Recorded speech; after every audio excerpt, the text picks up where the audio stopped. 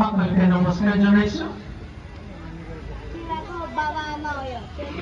দুধনৈ ৰাস মহোৎসৱ সমিতিৰ সভাপতি সমন্বিতে শ্ৰীৰঞ্জন ৰাভা ডাঙৰীয়া, অঞ্জন গোস্বামী ডাঙৰীয়া সমন্বিতে ইয়াত উপস্থিত সন্মান্য ব্যক্তিসকল আৰু মোৰ সন্মুখত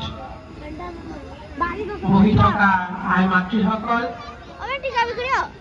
শ্ৰদ্ধাৰ ভক্তপ্ৰাণ ৰাইজ, সকলোকে ৰাস মহোৎসৱৰ শুভেচ্ছা জ্ঞাপন কৰিছো।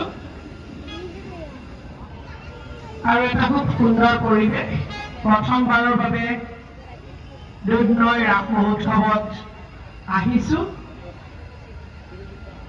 আৰু আহিয়ে মই উদ্যোক্তাসকলক কৈছে যে এটা খুব সুন্দৰ পৰিৱেশ আৰু তেখেতসকলে কৈছিলে যে 57 বছৰ হয়তো সম্পূৰ্ণ হ'ল এই ৰাস মহোৎসৱৰ। আৰু এতিয়া সকলো ৰাইজ আহি আছে মৃন্ময় মূৰ্তিৰে সুসজ্জিত এই থলীত চাৰিওফালে যেন ভগৱতীৰ ৰস হৈ আছে এনে অনুভৱ হৈছে। আৰু য'ত ভক্তি তাতেই ভগৱান। গতিকে এই যোৱা 15 তাৰিখৰ পৰা